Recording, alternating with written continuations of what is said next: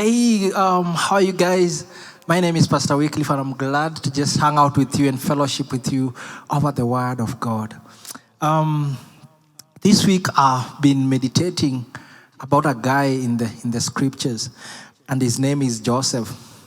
Not Joseph, a dad to Jesus, no, Joseph of old, a son to Jacob. And one of the characteristics that describes this guy is, a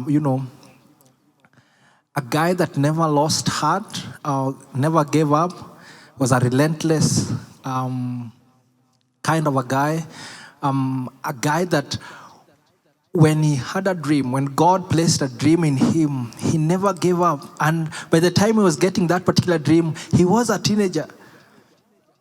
He clung to that particular dream until it was realized. And one of the things that you need to know about this particular person is that he didn't have a smooth life. Why? But the fact that he had that particular dream, his brothers hated on him. His own father didn't even believe in him that he'd one day become a ruler.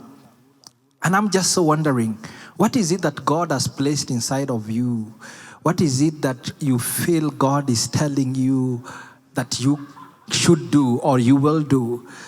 One of the things that then happens when God gives us dreams is that we tend to give up, especially if they take long.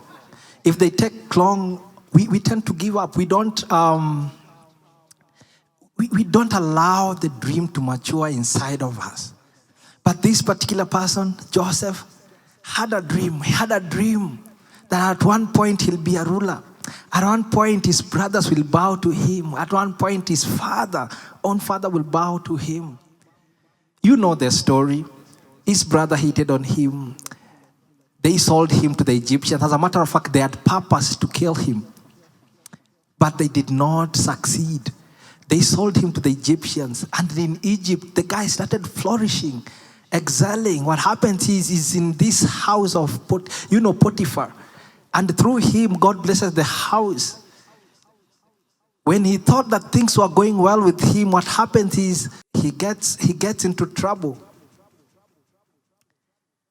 And then he's put in prison. In prison, he stays there. He stays there. And he started flourishing in prison as well. And he thought probably it could be it. But he stayed in prison. It's until Pharaoh had a dream and they called on him to come and interpret. And as you would know, the guy became second in command of Egypt, fulfilling the dream that he had long time ago when he was a teenager. Friends, at times we might lose heart. At times when we have something in us, we might, reach those places where we tend to lose it or we give up. But if there is anything we can learn from Joseph, is not giving up on our dreams.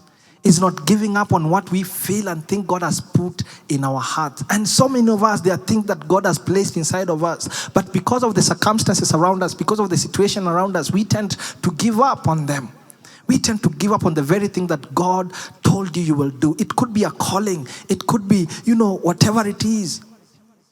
We give up. Why? Because of the things around us. So my encouragement to you and to me is that may we not allow the situations around us to make us lose hope on the dreams that God has placed inside of us, or the vision that God has given us.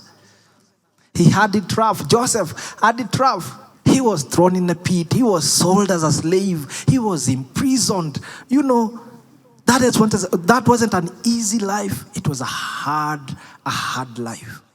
But he did not give up. Two things stands out in this particular guy is what he was resilient and he was a righteous man. Pharaoh himself declares and says, where can we find a person, an upright person, a righteous person that the Spirit of God is in like you? Joseph became the prime minister. Joseph realized his dream. Only because he didn't give up. He was resilient. He was relentlessly following his dream. He was a righteous person. So would you be encouraged?